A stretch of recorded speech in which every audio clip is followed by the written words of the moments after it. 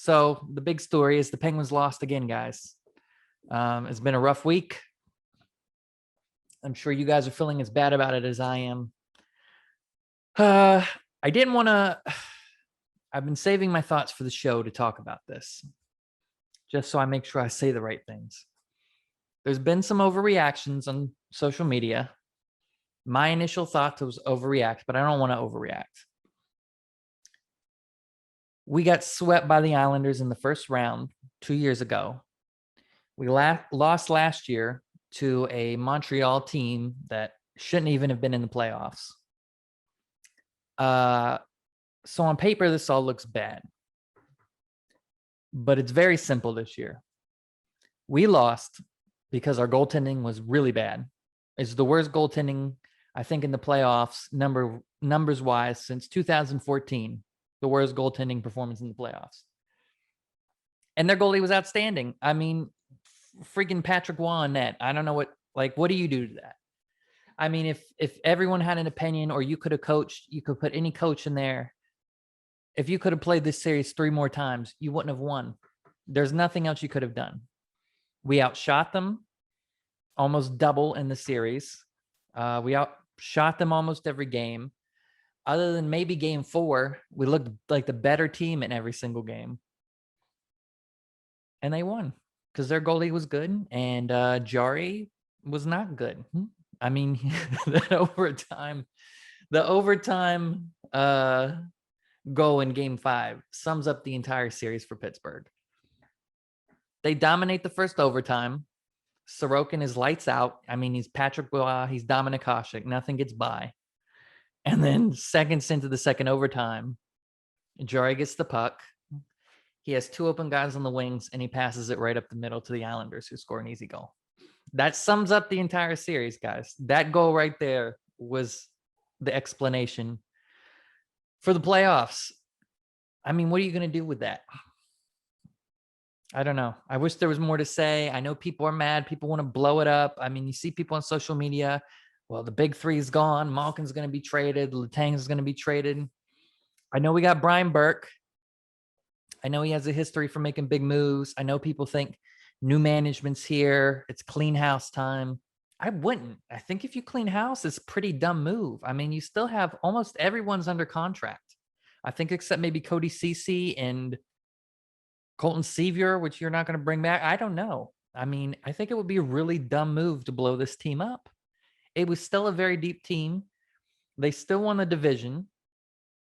You're still the best offensive team in the league this year, the most goals. Goaltending killed you. So I wouldn't blow the team up. I wouldn't look for a big trade. I know the fans always want that. I mean, every year after the Penguins lose, what's the first thing you hear? Trade Malkin. Buy Malkin, trade Malkin.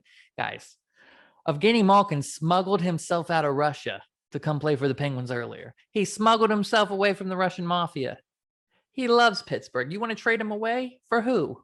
Who's going to come replace Malkin as your second line center? Tell me. Austin Matthews? You're not getting Austin Matthews, guys. I know half the people on Twitter right now are putting up a package for Malkin and Letang for Connor McDavid. It's not happening. So who are you gonna bring in that's a better second line center? Malkin at this age, at 33, not as good as he was in his prime. He's still the best second center you're going to bring in. There's no one to replace him with. Not anyone you can afford, and not anyone you have the assets to give up. So you got to trade something to get something, right? You're not going to give some team scraps and then pull in Leon Draisaitl. So you don't want to trade Malkin. You don't want to trade Letang. You need to find a goaltender. So my thoughts this offseason, we're going to get more in depth when Harry gets back and in the following weeks about offseason moves. And we're going to talk about the expansion draft and who I think they'll protect and who I think Seattle will take. But let me just say a couple initial thoughts on this offseason. You're not going to blow it up. It's going to be mostly the same team. I think Jarry is going to be a Penguin next year. I'm convinced of it. I don't think they're going to trade Jarry. But they will bring in a goaltender. A good goaltender to compete with Jari. And I would be shocked if Jari was your starter next year. I think Jari will be a Penguin. He'll be on the team.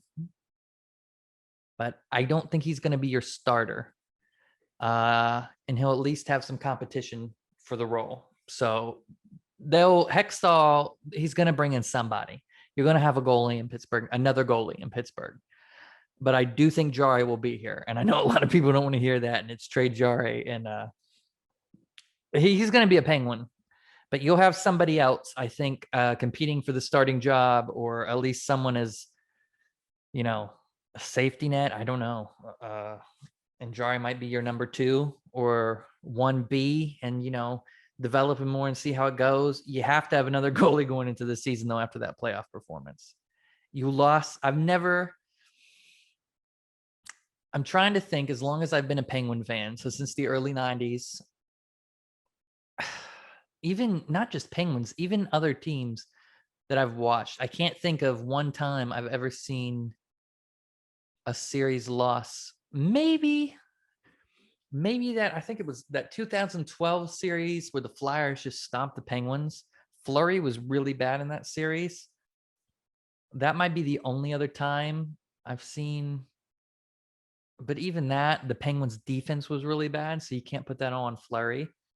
I think this was the only time I can think of where you can put it 100% on the goaltender. We lost both goaltenders. Not just ours was so bad, but theirs was so good. It was really ridiculous. I mean, so I don't know if that makes you more mad. I've been thinking all week, am I more mad because of this, or am I less mad? I don't know. I'm salty, but I don't know if I'm more mad or less mad that we went out that way. I couldn't tell you right now. It's a tough one, guys. It's a tough one. And if you're just tuning in or clicking on this, by the way, Harry's in Hawaii, soaking away his sorrows in the sun. We're all here just thinking about that Penguins loss. But that's my thoughts on that, guys. Jari's going to be here. I think it's already been confirmed Sullivan's coming back, which I think is the right move. But I would imagine going into next season, his leash is short again until we see how things go. So I don't know. Jari will be here. There'll be another goaltender. I don't think the team will get blown up. I think we still have a good team. We just need a few tweaks. I do think they're going to bring in some size, because you did see Crosby get beat up too much in this series. And I know it's like an old school thing to say, and the new fans and the analytics don't like it. They're like, oh, you don't need size. It's stupid, blah, blah, blah. And you got the old school people say you need size. It's in the middle, guys. You do need size. It's hockey. It's just what it is. It always is. You don't need guys like old school, like Eric Goddard, guys that just fight and do nothing else. You have to have someone that can play too. But you're going to have size. They're going to bring someone in. We've seen Crosby sit on his butt and cross-checked in the back of the head too much in that series. So my initial thoughts on the changes you'll see in Pittsburgh next year, they'll bring in another goaltender with Jari, so he'll still be there. And you're going to see at least 1 or 2 players come in that are going to have some size and some grit that can protect Crosby in a series like that. Because too many times, Matt Martin, you can't have that. And what would you have done if you played Tom Wilson or Brad Marchand or someone like, I mean, they're going to bring in somebody. So